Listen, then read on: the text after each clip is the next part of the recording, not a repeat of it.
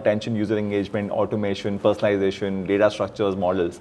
This is all still new. Retention is a longer cycle. I think, the whole idea of getting the buck for your money is not something that would start immediately. Something interesting about the enterprise side of the world where they seem to move slowly but more surely. Now investors are also asking some of these questions. So I think they need to have a retention tool out there.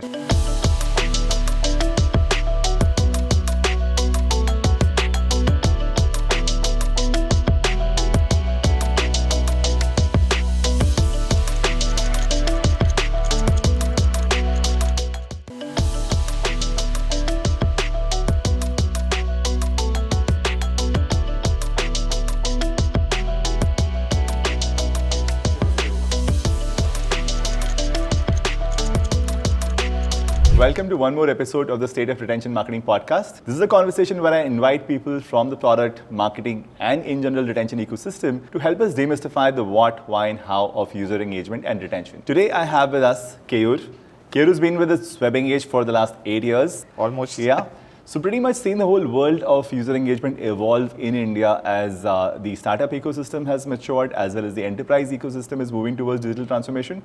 Thank you for doing this, Keyur. Glad to have you here. Thanks, Ankur, for calling me out over here. So maybe a good idea for us to quickly run through your journey over the last 8 years and how you've seen the world transform from the whole user engagement and retention play. Really, Keyur, over to you. Yeah, I think, I've seen small shifts, but yeah, if we just cover the entire 8-year journey that I've been with WebEngage and, seen the whole retention ecosystem evolve, I compare it at where we started or where even customers were. It's a dramatic change that I see over a period of time now, where people still needed to be educated about things like even journey designer or, orchestration, and they need multi-channel to how they structure teams. Things have pretty much evolved now. Now it's like a norm that they require a retention automation ecosystem per se out there. They make sure that they have teams that are pretty structured now, as opposed to someone from, say, an acquisition team or performance team actually doing retention out there, to actually having retention specialists within their team, CRM manager out there. So all of these are roles that have also evolved over a period of time. A lot more has changed, I think, not just from people, team standpoint, but even their maturity, how they think, and even the kind of talent that's now available. I'm sure there is more room to improve. But, in general, making sure that there's a lot of education around things. I think, it has gotten better over a period of time. So it's taken a fair bit of time to kind of create the category, so to speak, because this whole subject of user engagement and retention, as you said, was pretty much new.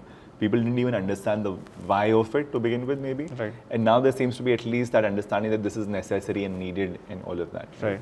So, and that brings me to the whole thread around how the whole value proposition of what the stack like this, like a engagement stack or a retention stack can do for a business.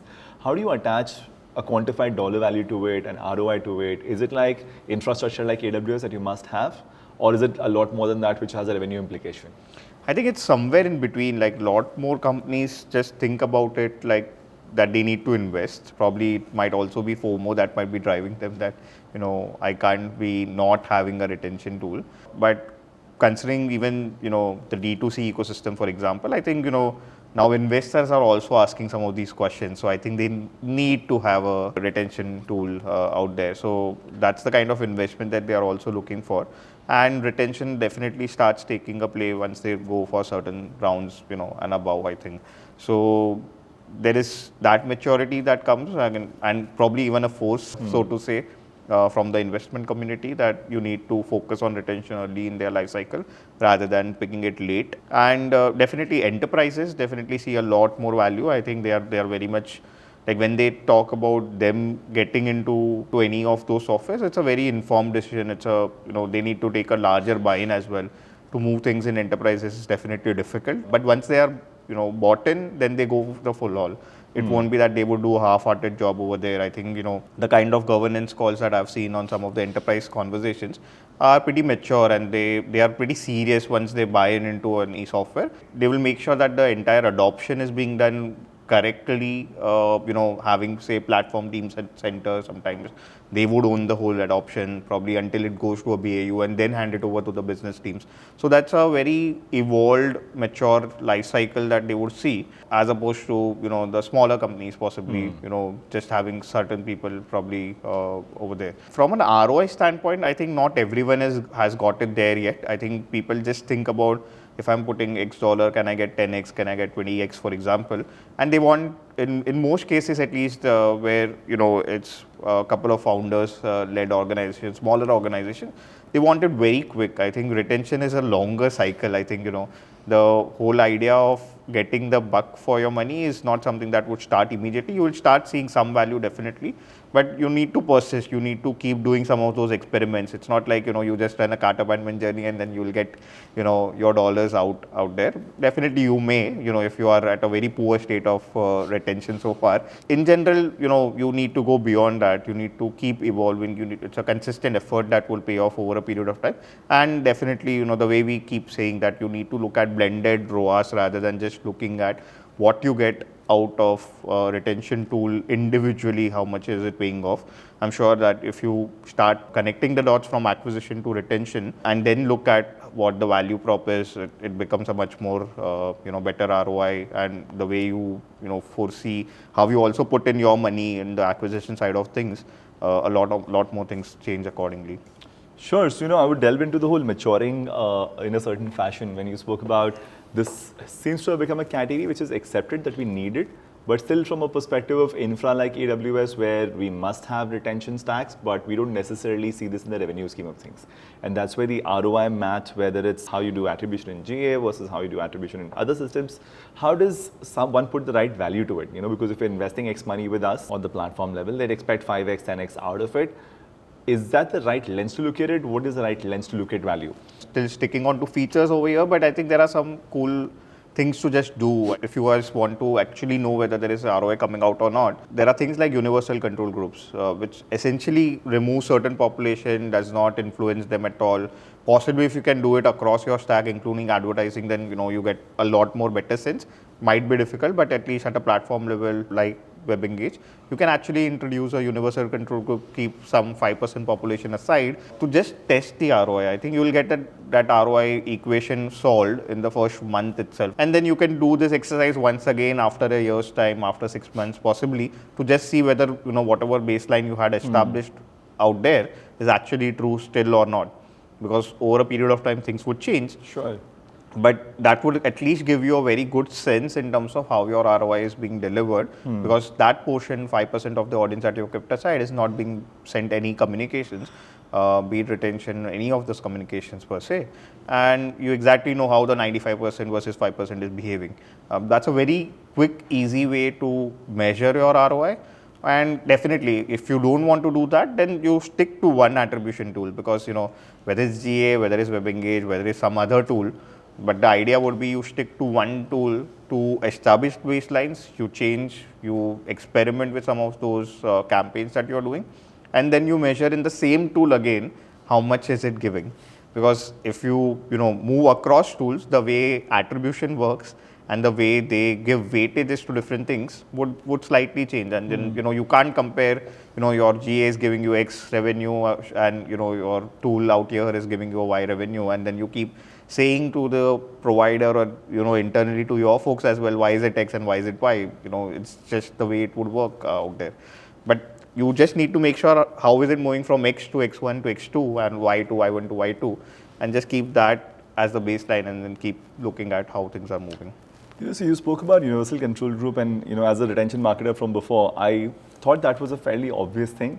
But in terms of the consumer's understanding of how this is the true way of measuring ROI, is it super obvious yet, or do you still think there's a certain learning curve involved there? No, there's definitely learning curve. I think there are more. It's not just universal control group. We have more such things internally out there. There are control groups. There are custom control groups. So I'm sure that there are variations. I think just a few weeks back, I think we met a customer in Bangalore. I think me, Ankit, we were in one of the conversations. That customer was pretty mature. Actually, they exactly knew that they don't want to do universal control groups per se, because then you leave that audience out forever. That's very criminal in terms of, you almost losing that customer base, and that also would possibly, impact the kind of, there would be some kind of prejudice that would come in over a period of time, I think, if you keep that set of consumers away. So I think the solution given was using custom control groups, which are more periodic. You keep it like once in 15 days, 15 days, you keep changing your control groups, possibly, or once a month, so that you at least know that how your control groups are behaving versus the target group, and then you change it once again after a period of time, and then again measure that. Fair. So in that sense, now if this is the approach to be taken where the entire onus of squeezing value out of a platform ends up being actually on the team, because a tool is a tool and their advice is an advice, but ultimately the execution still remains in the hands of the customers and his teams, right? I wouldn't say yes to that completely. I think, as providers, we are equally have our skin in the game, I think. And that's where teams like customer success come into picture. Not just customer success, the broader umbrella of, success orgs that come into picture. And our game would be education in some form, like what we have seen as best practices across the board is what we need to bring out over there. We are responsible in some form to make sure that they derive ROI, and more importantly, they keep experimenting something new that we have seen in the industry. I'm sure that, be it any, say, let's just take travel and, where it started from a search abandonment to actually upsell, cross-sell, some of the other things. We have seen this whole cycle with multiple players and, or even in EdTech or FinTech. So we have those experts that are sitting out there and who have been seeing this industry evolve over a period of time. Like, while I might have spent 8 years, I'm sure that, some of the folks in our teams have spent enough years as well. And that's a collective wisdom that we own over a period of time. And that's where we play a good, important role to at least tell them what they can do, what they need to do, where they are at the maturity level, and where they need to evolve eventually. Now it's up to them on how quickly they want to go out over there and achieve those goals. That's where a lot of planning, execution that comes into picture. And I can always give 10 different things to a customer, but I need to at least see, out of those 10, are they even picking 5 things in a quarter? If that's not happening, then you can't keep asking me another 10 things every time that I meet you, because you have not even implemented the 5 that I've given you the last time. So this is precisely what I was trying to understand better, that in terms of the kind of mind share allocated to the whole subject of user engagement and retention, given that the whole industry was chasing growth at all costs for a period of time, the appropriate mind share was, I don't know if it was well allocated from the kind of talent, the kind of hiring, the kind of resource allocation, to not look at this as a pure cost structure basis, but also look at it from a value delivery basis. The whole understanding and appreciation of our category in the customer's mindset at the right level of the org. What's your impression? I think it's evolving. I mean, I spoke about D2C where it's more investor-led, I feel. Otherwise, now at least I've seen founders actually talk retention pretty early on. I think probably a mix of it, investor-led pressure versus now the whole category maturing over a period of time to, fairly established categories like travel or e-com, where this has been now a need and a norm in general. People do understand that they need to do that. To edtechs, having their own waves again, with COVID, I think we have seen different waves in different verticals as well. But everyone knows that, it's necessary. Now it's just how much they want to invest in, resources, individuals, or building teams or structures and processes around that. I think no one would say no to getting more creatives than for acquisition, but that's a very big cost structure. Sure. I think, it's all where the dollar goes the most, I think, as compared to acquisition. The dollar that they put into retention is much, much less, because, it's that was the point, right? Right. You spoke about blended ROAS, right? So in effect, what I was trying to then develop into is this whole aspect of campaign management. Essentially what a lot of user engagement boils down to is communications and first party data, the core of it, right? And this obviously, the cost of doing this is way lower because you're not paying per click, you're not paying per impression and all of that. You're paying specifically for a set of communication sent out to users, and within that also you have free channels like push notifications and web pushes and all of that, which obviously have a large share of the total comms that are going out. So on one side you have this whole campaign performance kind of metrics. On the other side, you have the more retention-led metrics where are you sorting out your D30 or M7 and all of those metrics, right? And that's where there's also a bit of gap in terms of how customers look at the impact of what they're doing on either very campaign-led kind of metrics versus the larger organizational level, cohort level, repeat rate level metrics. I think it's more campaign-led still. In fact, like when we meet customers, we actually sometimes end up asking them, what is your reporting looking like? When we talk about analytics, or even when we get requests from our customers, it's mostly, can you make this particular report in this format? And it's largely just campaign-led formats. It's not like they would ask me business reporting. There are, I think, 20% or maybe even less than that customers that would be actually be asking me that, I want to see so-and-so matrices, which is largely, retention-led matrices, or, how's my ARPU going up or down? How do you see my, retention cohorts moving over a period of time? Those kind of conversations are pretty less still. Those are the mature customers, so to say, those who are asking the right questions, and they want us to own beyond giving ideations as well. Those are customers who are more demanding, and I love those customers in a way. I would think so, right? So fundamentally, the fact that this is a high impact potential play area, and yet people don't seem to allocate the right level of energy to it, because if you're saying they're still stuck on campaign metrics, which means they're not probably asking the real hard questions where business value can be delivered from a platform like ours or the success team that you run. And that's where I'm trying to zoom into that, what are the good guys doing, which is working out well for them, that they see this 20x ROI compared to a guy who's probably in his early days and not allocating his energies. Because we've seen sales cycles which run into months, and people do those feature checklist comparisons with stuff that they'd probably never use. And once they've signed up, they don't necessarily follow through the entire ambition.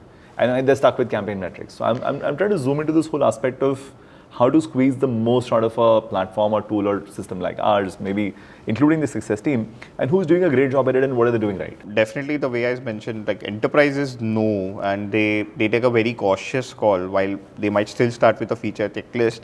But at the end, even during their pre-sale cycle, I've been party to some of those cycles as well. They are asking some of the right questions. How does the deployment work? And that's equally a very important question as well. How long would it take for me to get going as well in my ecosystem per se? They might take the walk, crawl and run kind of approach in most cases. But even if they take 2 years to get there where they start running, they are actually then, sprinting after that. And they know that they would take that much time to get that digital transformation being done in their kind of ecosystems as well. So I think that's the way you should think about it. You should think something long term, like at least a year maybe, where you want to be, and then chart out what all changes you need to do maybe in the 3 months, 6 months, and 9 month kind of journey to reach that 12-month milestone that you want to reach. Only then probably you will reach there. If you don't have that long-term vision, then you will be lost midway in most cases. So that would be my take in terms of how you want to plan retention. Definitely, you look at your own maturity and then you benchmark where you want to be, and then you work backwards towards that. And that's where you have a very solid plan in terms of how you want to go around creating yourself, differentiating yourself as well. And it's not just about retention. I think it's about creating a good experience for the customer as well, because as brands and as customers, there are so many choices now the customer has. If you don't engage well with them, you have lost the customer already. Oh, absolutely. It's no more something that you can not have. Yeah. It's a must have. Right. Sure. So from a talent allocation perspective, and you've seen both sides of the world, so I'm going to break this down a little bit for the new economy side of things. Because Google ads and Facebook ads have been around for so long, people kind of know how to optimize them and do a good job there. But perhaps retention, user engagement, automation, personalization, data structures, models, this is all still new in some sense. Right. And that the right kind of question, the right kind of people to be executing these things itself is kind of new. So if you roll this up at the founder level, where the why of caring about retention, even if that is addressed, the what and how of going about this still seems to be early days. Right. So what are the right people doing? What are they doing right, and how are they going about this? So it's very important to have someone who is techno-functional out there, defining the charter, defining the data structures, defining the models, defining how the systems would talk to each other. And it's not just during that. I think that's where a lot of people miss that they just include their product guys at the early days when the integration is done, and then the product guy sits outside of the ecosystem. That's not how it should work. Some of the best work that have been done on WebEngage as a platform by our customers is where product teams are also sitting on WebEngage as a platform. along with a marketing team. Without any offense to marketing, but yeah, there are certain things that product guys do well. That's what they need to also bring to the table as well to make it all, come together. So the depth of the platform is being well utilized when product teams are involved, and marketing has more leeway, thoughts around how they want to communicate, what they want to communicate, leaving the how-tos probably to the product and the tech teams, and leverage what they have already built. It's always a build versus buy question. I wouldn't just talk about retention as a entire tool, but even a small campaign, say replenishment, for that matter, a price drop. Why do you want to build it in-house when you have a tool that can do it for you? Sure. And lot more times it's about not knowing that this all can be done. The platform is has pretty good depth. It's just that, unless the two teams, essentially tech, product and marketing sit together and define their charter, what they want to do, and then talk to us, and then we can consult them that, possibly you don't need to do this in-house. You can actually rely on a tool. Sure. You might as well extract more value. So on one side, the founders have been now pressed by investors and the external ecosystem on taking retention as a component of growth more seriously. The talent supply has gotten better, but there's still room for more. Definitely. The product managers need to be the part of the conversation, not just in the integration stage, but also in the deployment stage when it comes to squeezing more value or delivering more ROI out of the platform.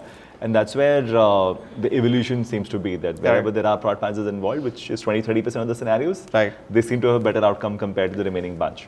But you mentioned something interesting about the enterprise side of the world, where they seem to move slowly but more surely. They have a more definitive play on this. And is this to do with, while they have a certain velocity as well, but the necessary sense of urgency, I want everything tomorrow, is not the case. They have the patience to do a thorough job there. Definitely. I think they have the patience, and the processes also define a lot of things out there. So it's more always a part of a transformation initiative that we have seen some of these being utilized. And we are not just talking about personas, which are consumer personas. We are also talking about retailers, distributors, or a service guy, a garage. Some of these other personas also that come into picture. There are teams who are managing some of these matrices already, and most of the cases they use certain tools for their analytics purposes, their business reporting as well. So they're already measuring in some form all of their matrices. They, someone is already measuring, be it within WebEngage as a platform or some other platform, but they are measuring their business metrics, and they want to see the movement happen out over there. So knowing what to measure and measuring it is the first thing, I think. And they are there already, plugging in some of these ecosystems, and even their choices of tools. And while WebEngage probably can do a lot more like analytics, CDP, engagement, things like those. In their cases, they might be very clear about the role that WebEngage might play, considering that if they already have a analytics stack that is built, seasoned over a period of time, they might choose not to use WebEngage's analytics stacks and just use the communication stack much more effectively as well. But then it's a cautious choice out over there, that they know that this would be my analytics platform and this would be my engagement platform, and this is where I do reporting and things like those. And probably integrations might take time, and that's where I spoke about that, being slow in the initial days. But once they start picking up, once they start seeing value, they would double down on those components and then go deep into that. It's very interesting, Keyur, you say this, because about a month ago at Engagement, we were talking to Nitin, right, from Adani Group, and he had a very similar stance, because he was saying that, okay, I'm okay to invest a little bit more upfront in my integrations, but I know exactly how I've designed my stack, what part of the stack does what, and I've chosen the best guy for that particular subject. I don't want a single monolithic stack where there is one good thing, but then there are 10 other limitations with it. I'll assemble my stack. It might mean more integration time, effort, costs, but that's fine. Right? So that's a more mature way of looking at it. But what I would wonder is, in the entire spectrum of enterprises that we're talking about, the digital transformation is an ongoing effort / a necessity across several of them. But is everyone able to move equally fast, or are there people who are still sitting on the fence or still deciding about what and how of it? Because funnily, most marketers in that ecosystem also have never really seen MarTech. It's not their fault. They've been creative brand marketers all their lives. And now they've used agencies for a variety of things, including performance marketing on Google and Facebook. And now suddenly you have this entire pressure to go digital across multiple things, and MarTech being one of those puzzles. Right. So How is that ecosystem build the org level play? What are the kind of people, stakeholders that you're dealing with on that side? Right. Before I dwell into the org level side, I think what I've seen is a good blend of new economy guys making the switch and going towards the old economy. Sure. Is that a good play from the org's perspective? Does that help? Yeah, I think at least they have seen those cycles in a new economy. Maybe they need to adopt still on the process side and how to bring in the change management in some of these organizations. But I know, some of the people who have made that switch and are actually doing a wonderful job when they have moved on and, moved to the older legacy players per se. And they're bringing this change, I think. Somewhere also is this an acknowledgement from the legacy companies that guys, we are going to need a bit of change of DNA because in our current way of thinking, this is not something that's going to happen very easily. Yeah, definitely. So it's a good place to be for people who know retention, I think. That's one first thing, definitely. Coming to your question in terms of what kind of people, I think, in most cases, we are probably dealing with a chief digital transformation officer or maybe a CDO. So to say, who are bringing about these kind of changes. And then they have probably a CPO, CTO also being aligned out there so that, they are involved in the whole process.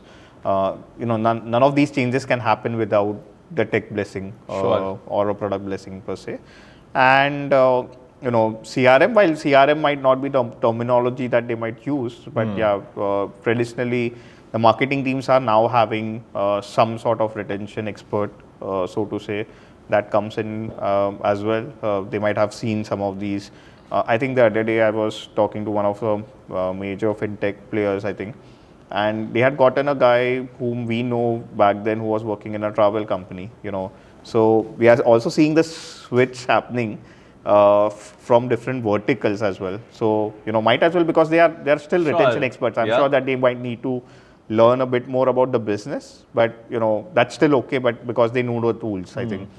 So those kind of switches are also happening, and then you have that person actually champion the whole initiative, making sure that they have seen those cycles in the past, they have seen the pitfalls, they have seen the don'ts are much more important. I think more than the do's. I think do's everyone would say, but the don'ts are where it is. And again, Nitin itself, I think, had mentioned. I remember the first conversation that I met him once Adani had signed up with us.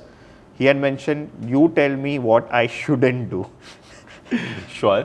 Yeah, but I think, it's important to have the right team, the right ingredients out there, and people know about it, I think.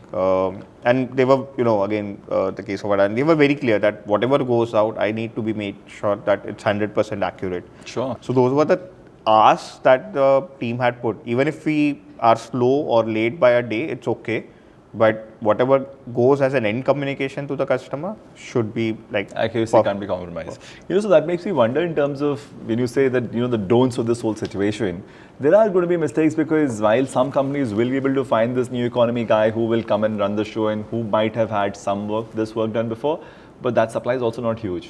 If you think about the new economy, the whole subject of user engagement and retention hasn't been like the centerpiece for the last 10 years. It's become recently a bigger topic. So you will have people who understand digital marketing, who understand funnels, who understand some of the components of it. But if this guy is going to get, let's say, para-dropped into a larger organization, which has a certain velocity of doing things and a certain bunch of stakeholders and a vested interest who have their own reasons to hold back to existing ways, he may or may not necessarily succeed. He might have his own struggles. Right. So if you're saying that, in case of Adani, at least what I saw is they've carved out an entirely new digital labs. It's a 700 people team sitting out of a different office altogether. Does not necessarily have a great cultural overlap with the larger mammoth organization, so that we're able to exercise a certain degree of freedom in that sense. So from that sense, on the value delivery side, and we work with a fair bunch of organizations now, the Eureka Forbes and the Unilevers of the world. But in your impression, what are these guys doing which is working out well at a people allocation level or the value delivery squeezing out level? Right. So, it's important to get your guy right and give him the powers. I think that's very important, as an organization. So even, for example, some of the names that you mentioned, while they are going through their digital transformation journey, they have put a person probably from a new economy, or they might have even cherry-picked some people from the existing roles. But they have been given that power, authority to make that change. They have been asked to pick their own teams, the right teams that they want to make that change happen in the organization as well. And then comes the processes and everything else, I think. So once you have the right people, then you figure out what the change management would be, and that's the hardest part. Definitely, there would be resistance to change because that's a new way of thinking. People would always say that this is already working. Why are you even disrupting this whole cycle? So one of the large fintech players, probably in the lending space, I remember their journey, and it was very clear mandate that they had, that they need to increase something called as a self-serve rate. Now, self-serve rate is largely, how people avail loans, and they need to go without going through the call center. Now, that's a problem statement that was put across to us as a company. Now, imagine, while I can do communications, but it was not just going until the communication layer, but I had to actually analyze how their call center works as well. Go beyond the digital means, figure out how, the phone conversations are happening with the customers, look at data points on how the whole, different milestones, how they go through those, when is that the call center starts, picking up and making calls, and figure out in that time window what best we can do to improve self-serve rate. And this was not just an exercise on the communication side that we did. We had product managers sitting alongside with us. They are actually, looking at the data points. They are looking at not just the averages that are happening within the funnels, but they are looking at percentile data. They are looking at how is my 50th percentile looking, how is my 75th percentile, and how is my 90th percentile looking like in the same funnel. And then I'm optimizing some of my product flows, probably bring in, automated ways to do KYC. Just instead of a PAN number, I might go beyond that, GST and some other things in case there are business loans, and making sure that if those are the points where there is clogging that's happening, because of which my call center starts calling, I'll better the product as well, experience as well. So this is a very unique way of looking at this problem statement. You look at a problem statement, you don't look at that it's a retention problem. It's an organizational problem. This is exactly what I was heading into, that, the moment you start affecting metrics in that fashion, that your self-serve rate is increased in a certain fashion, the number of calls coming in is reduced in a certain fashion, and there are so many other things that you could be affecting as a part of the solutioning process. I wonder how the ROI math would suddenly look like, 500x or something. Yeah, definitely. I think we probably doubled our billables in a matter of 3-4 months. Because they were happy with the outcomes, they were okay. They were perfectly okay. And that's where, you look at business outcomes and you tend to deliver those. And then you align people for those business outcomes. It's whether it's marketing, product, tech, whoever it's a business outcome. And many times I don't see people introspecting what they have done and not done. I think, it's very easy to blame that the customer success guy did not give me 5 more ideas. But it's very equally important to make sure that the customer success guy knows your business outcome. How can I change the business outcome if I don't even know that this is something that you are caring about? It's a lot more discovery and a journey that we have to take together to first know what are the KPIs that are important, and then trusting us to deliver on those KPIs as well. I think, we have done a fair, again, this is always that 80-20 principle that I would see. There are these 20% customers who have been demanding, but, those are the demands that we love to meet as well, because at least there is clarity out there that they know that what they want. Not having that clarity is criminal in the first place. Fair enough. So, Keyur, now we've seen consulting companies starting to build MarTech practices because they seem to see this as a place where the next bunch of dollars would go, because all the acquisition money has already been on the roll with spending, right? And once they've acquired all those customers, they need to find a way of keeping them, retaining them, maximizing value from them. So, from a value delivered perspective and squeezing value out of a tool perspective, this whole team configuration, choice of partners, choice of consultants to do this with, maybe agencies to do this with, what's your reading of how the good guys are doing it right now? I'll give you one of the examples without naming the customer. I think it's a famous automaker sitting in India and exporting to the world as well. So they were very clear in their ask. They said, I have a very lean team and I want to be that way only. I would expect you to send a person, sit in my office and do the work that's required.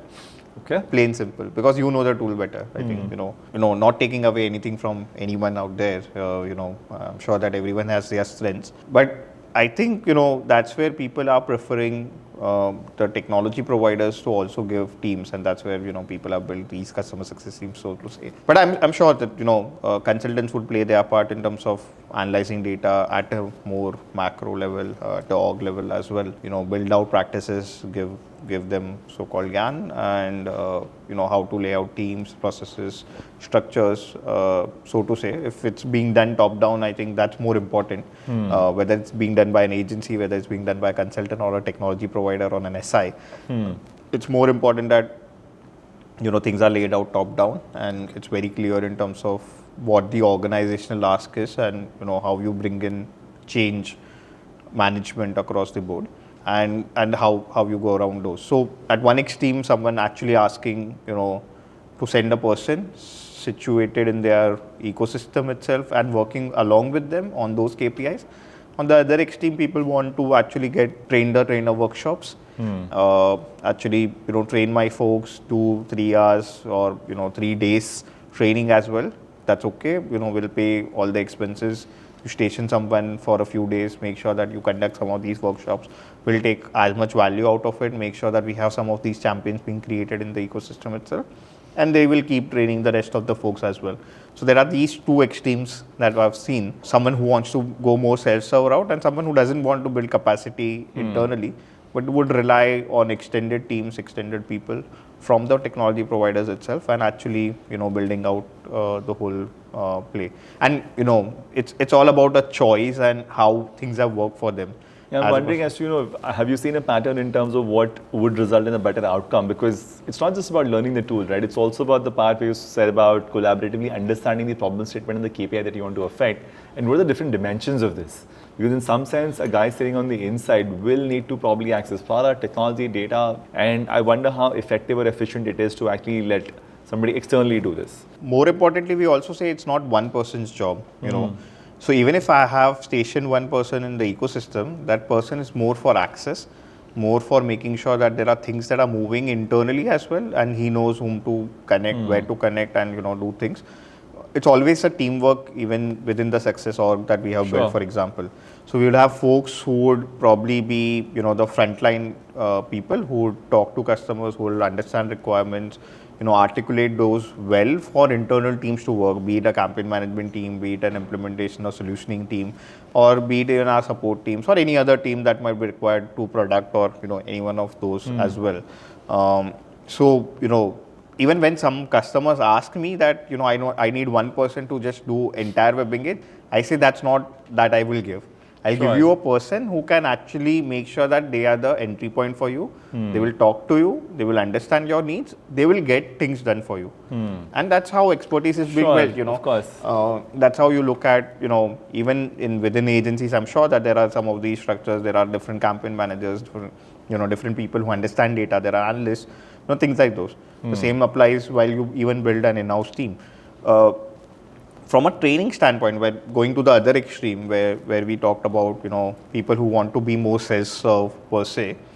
What we end up doing is, and it's a large part of our job, is to tell them that, this is how the workshop structure looks like, but these are the kind of people that are required on these days and this session and these modules, more importantly, so that you can build those expertise. At the end, I would, if you want to be self-serve, then you would have to build something that I would have built, like teams within my larger team as well, and that's something that I would expect you to build. But then in that case, I would conduct some of these sessions which are more relevant for certain teams and not relevant for other teams, and then eventually you start building your own structures around it.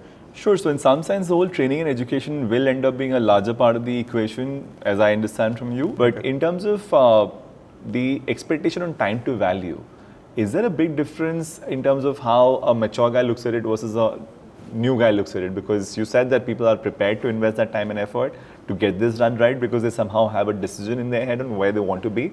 And it's okay if it takes a little longer. Vis-a-vis somebody who's still maybe trying to prove a case or trying to prove ROI to his management, so they're trying to take smaller steps incrementally and discovering along the way as to if it is working for them or not. I've seen extremes over there as well.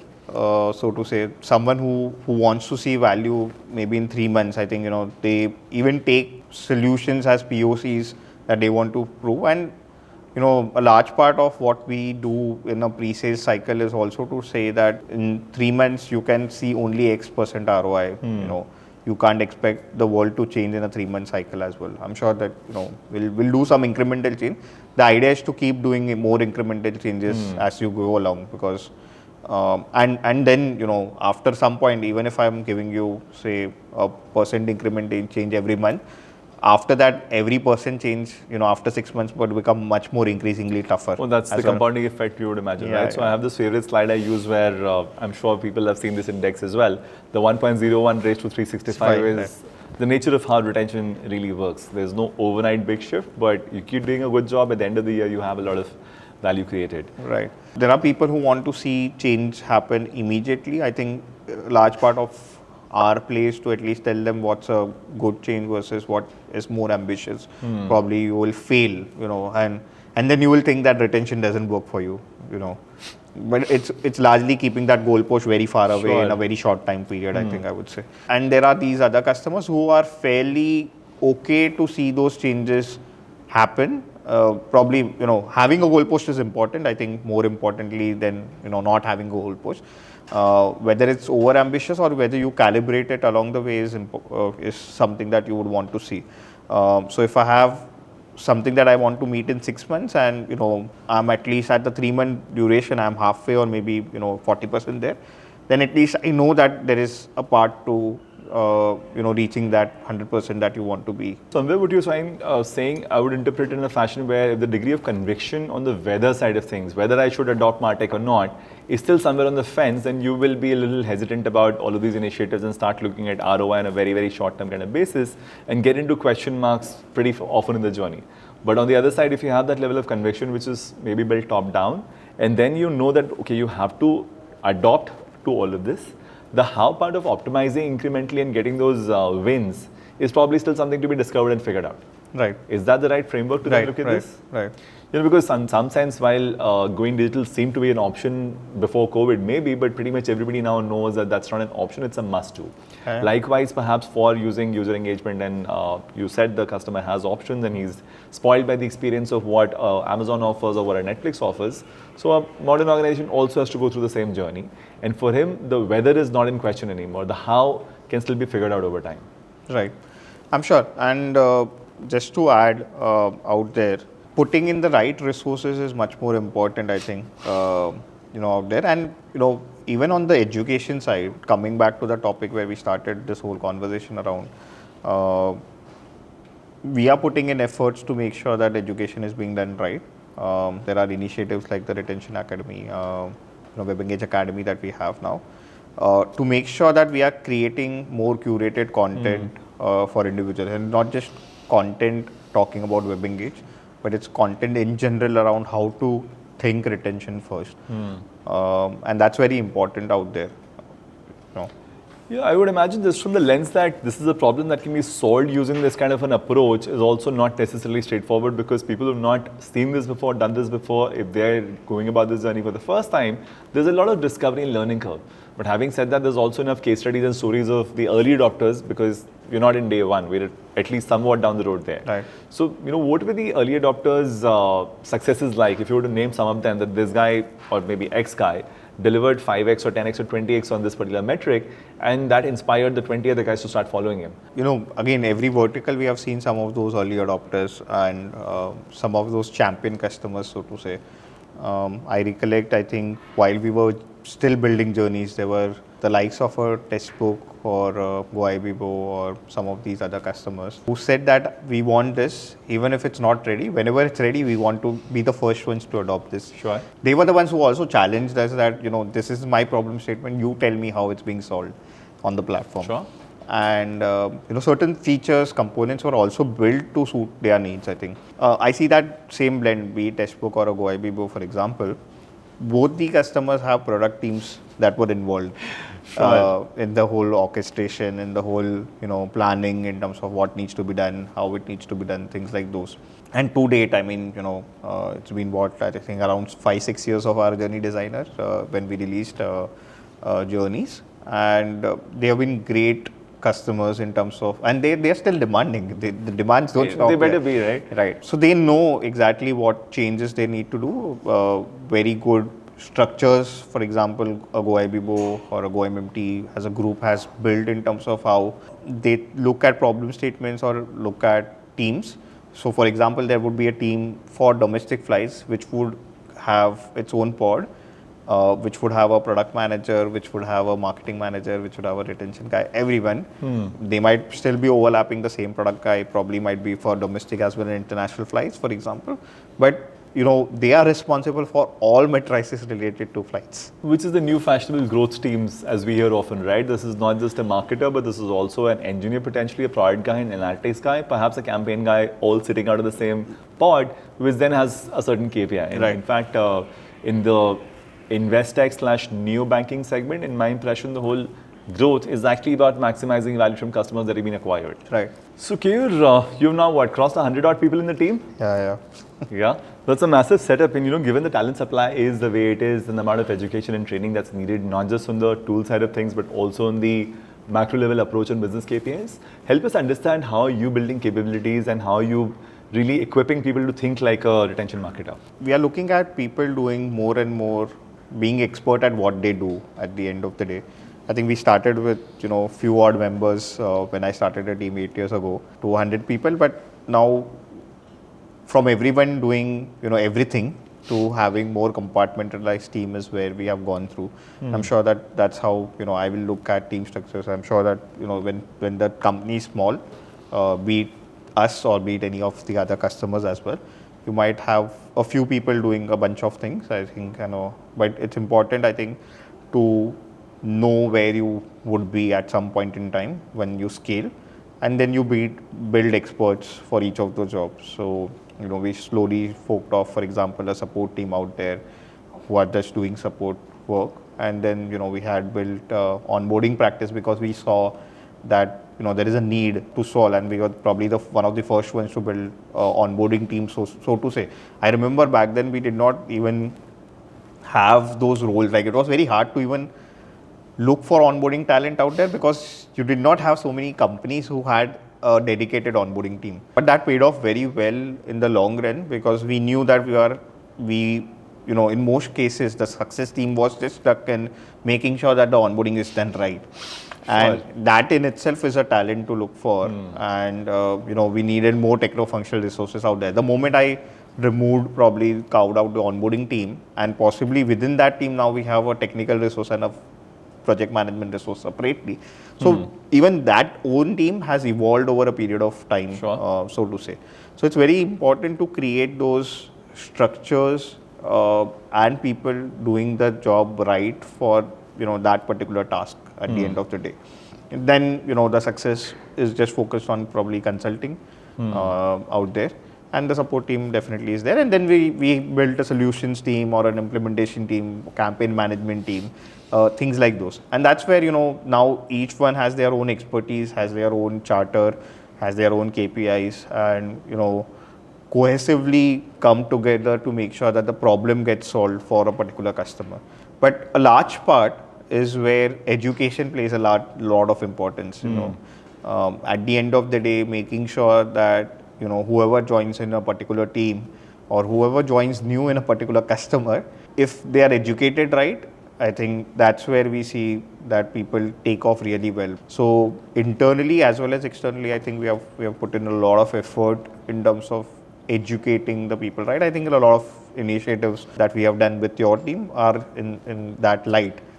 So given that talent supply is largely the same pool of people who are probably a few years out of college, maybe done some work in performance marketing, maybe some content marketing efforts, and now they are taking retention more seriously because it makes sense and there's career prospects here.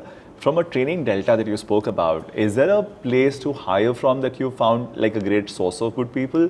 Or is there a sort of training module that is available or you built internally for your purpose, which is becoming relevant for an accelerated journey of evolving into a good retention marketer, right? Because the demand supply equation still seems to be lopsided. There's way more need in the market than there is supply. right? So how do you see that solved? Over a period of time, we realized that whether I get a 3-year person, 3-year experience, or whether I get a 1-year experience, I think, or a 6 years experience, if they don't come from a similar background or they have not done retention for the first time, I think the amount of time that I spend with them is very similar in terms of them graduating to a certain level.